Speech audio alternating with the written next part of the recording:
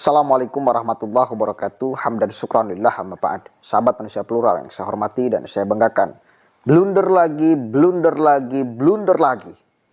Kemarin baru saja Anies Rashid Baswedan blunder tentang batik yang katanya pelanggaran.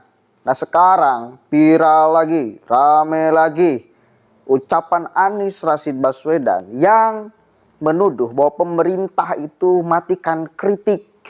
Kadang-kadang kalau di pemerintahan tuh matiin tuh kritiknya tuh. Tolong dong ditelepon, jangan kritik lagi nih. Sebentar itu sesungguhnya public education.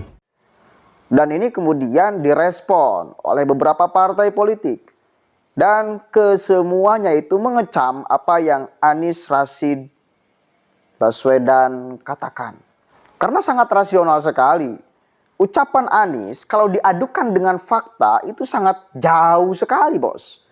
Wong sekarang itu banyak orang yang berbicara bahkan kebablasan mengkritik, bahkan tidak diapa-apakan. Yang mestinya udah kena delik juga dibiarkan. Ya. Kalau saya mau ngomong itu bahkan sekarang itu kita mengidap demokrasi kebablasan. Orang itu seenaknya ngomong, orang itu seenaknya mengatasnamakan kritik padahal hujatan, padahal hinaan. Dan itu sebetulnya harus ada deliknya. Cuma enggak. Saking bebasnya berpendapat. Jadi ketika Anies ngomong bahwa pemerintah mematikan kritik, ini berbanding dengan kenyataannya. Makanya diserang oleh beberapa partai politik. Coba kita baca nih ya. Dari satu aja partai politik statementnya. Dari Golkar.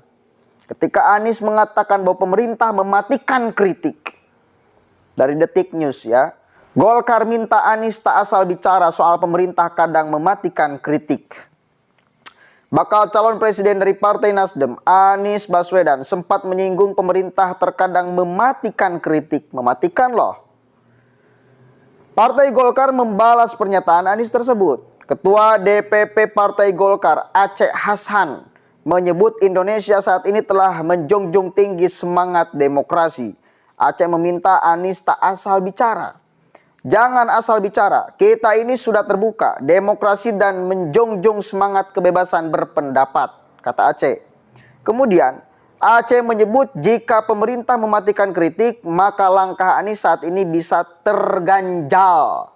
Paham ya?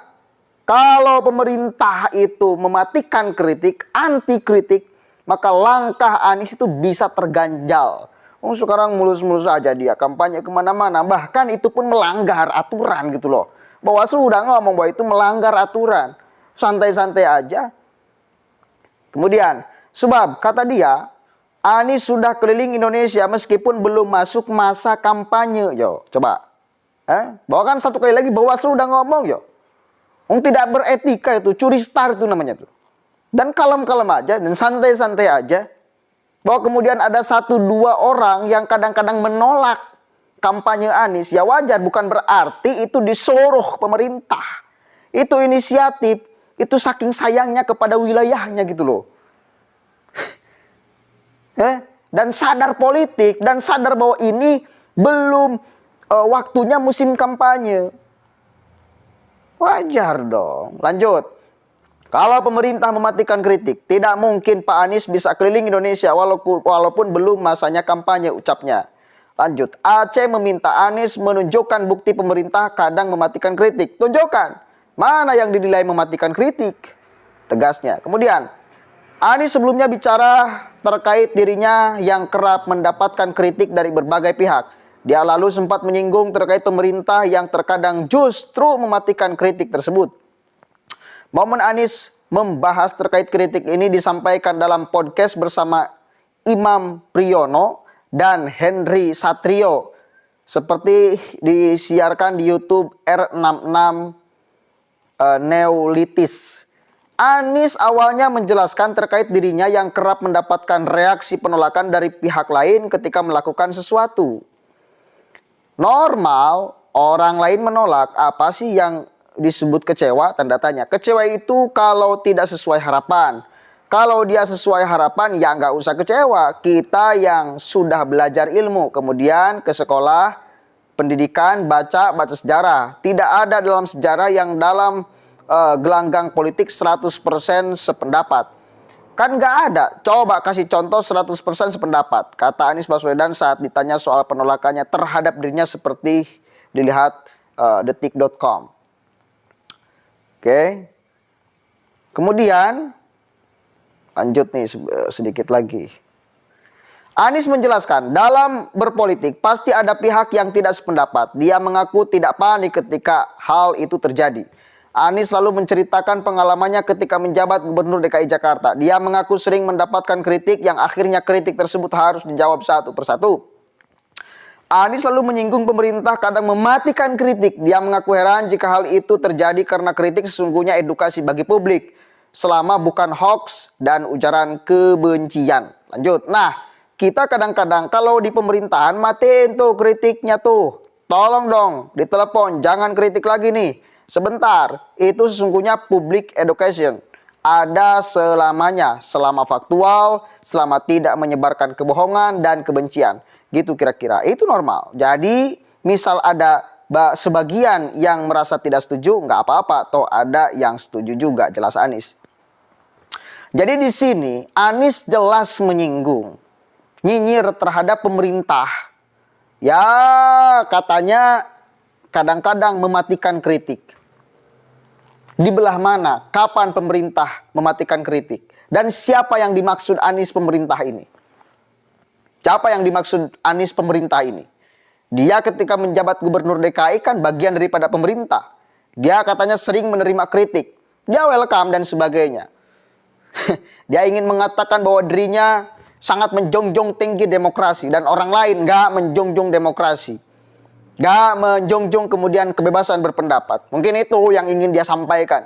Ada beberapa orang yang tidak menjunjung tinggi kebebasan berpendapat. Dan dirinya orang yang paling istimewa, yang selalu membuka ruang kritik, karena itu menjadi ruang edukasi, perbaikan dan sebagainya. Dan ucapan itu sama sekali tidak akan terbukti. Tidak akan terbukti karena satu kali lagi sampai detik ini siapa pemerintahan yang mematikan kritik? Saya kira nggak ada. Bebas-bebas saja orang berpendapat, bebas-bebas saja orang ngomong di media sosial, bahkan satu kali lagi seringkali kebablasan dan itu tidak ditindak apapun oleh pemerintah. Ya, tidak ditindak apapun oleh pemerintah. Jadi dalam hal ini saya kira ucapan Anies Rashid Baswedan itu sangat ngawur, ngarang cerita. Ya seperti halnya kemarin urusan batik, itu pun ngarang cerita. Dia mengutip dialog yang entah siapa orangnya, dia ucapkan di depan publik yang mengatakan bahwa batik itu pelanggaran, harusnya dipakai sarung, ini kok dipakai baju. Dia yang mengucapkan, dia yang mengutip entah ucapan siapa, saya sih curiga. Dia yang berimajinasi, dia kemudian yang bercakap-cakap terhadap imajinasinya dan diucapkan di ruang publik. Mengatakan bahwa batik adalah pelanggaran. Kan gila. Blunder demi blunder terus kemudian diucapkan oleh Anies Rashid Baswedan. Dan sekarang beberapa partai politik dari mulai PKB angkat bicara soal urusan pemerintah matikan kritik. Kemudian PAN, kemudian PPP, kemudian Golkar. Ya. Itu Pak Anies. Buktikan. Dan siapa yang Anda maksud dan tuju itu? Kan semua imajinasinya kemudian tertuju kepada pemerintahan pusat nih, Jokowi nih. Gitu. Anda mau menyindir Jokowi nih. Udah mulai. Mulai ya. Kalau memang pemerintah, kata Golkar, mematikan kritik, benar-benar nih mematikan kritik nih, maka langkah Anies itu akan dijegal. Nggak ada tuh penjegalan. Bahwa satu kali lagi kalau ada di beberapa daerah yang menolak, termasuk kemarin pas Anies datang ke Ciamis ada yang menolak beberapa orang, ya wajar dong. Bukan berarti disuruh satu kali lagi, itu ya ideal aja. Hasil kajian analisis masyarakat, santri, mahasiswa, untuk menanyakan apa tujuan Anies ke sini, kampanye kah atau apa. Dan coba klarifikasi urusan politik identitas yang melekat di tubuhnya, jangan sampai panas Jakarta ditransfer ke Ciamis gitu. Wajar, itu ideal. Nggak politis, itu ideal itu. Demi menjaga keharmonisan warga Kabupaten Ciamis. Karena salah satunya yang nolak Anies itu kan di Ciamis tuh. Tasik juga ada, di berbagai daerah juga ada. Cuma kan sedikit orang. nggak banyakan seperti dia kalau menolak sesuatu itu jutaan turunnya, dan garangnya minta ampun. Ya, pendukungnya kan kayak gitu kan. Justru saya curiga ketika Anies mimpin dia akan mematikan kritik tuh. Yang ngeritik sedikit langsung digerebek. Yang ngeritik sedikit langsung dipersekusi. Kebiasaan pendukung Anda tuh kan.